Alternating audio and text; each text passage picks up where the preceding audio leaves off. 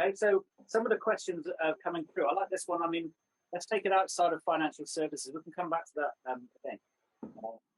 Well, I just want to sort of intro it and say lending, borrowing, investments, mediums of exchange, access, smart contracts with escrow. So you could do mortgages, for example, with the transfer of estate, releasing with blockchain. There's lots of user cases, but what does this mean for wider business as well? You know, so if I'm in manufacturing, for example, if I'm sitting there as an import-export business, do you see this impacting literally every single business and industry in South Africa?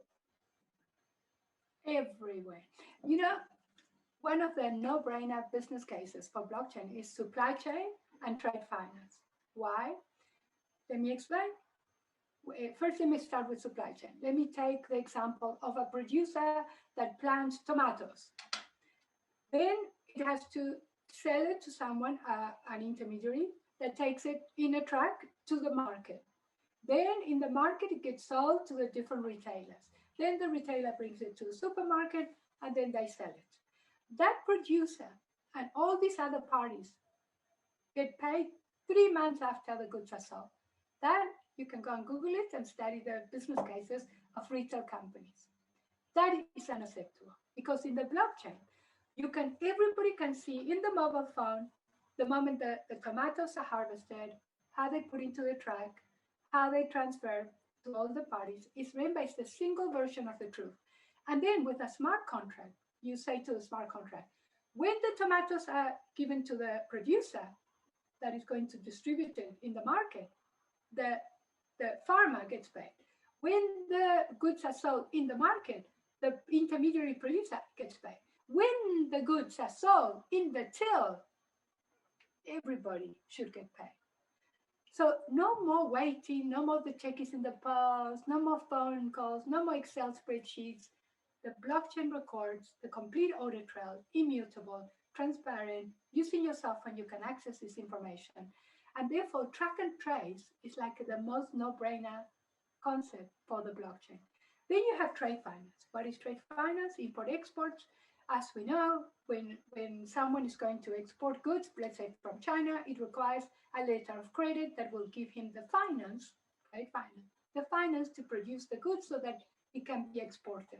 Imagine if already the bank or whoever's providing the finance is in the same ledger that the producer in China in the factory, and everybody can see where the goods left, how did it arrive in the port, which ship did it go to, when it did arrive in destination, when it got into the truck, and all that information is real-time available. So therefore, all that data can be used for the financial service provider to assess the risk and the decision-making process for providing this finance. And I can give you a lecture just on this one. So can you see when you start applying and saying, you know, like at the beginning, I used to hear this thing is saying, blockchain is a problem way looking for a solution. What rubbish is that? It's like going to really make a massive difference to the world because it's a ledger that gets distributed. It's not centralized. It's not one honeypot for the hackers. The hackers are going to have great difficulty in hacking this information.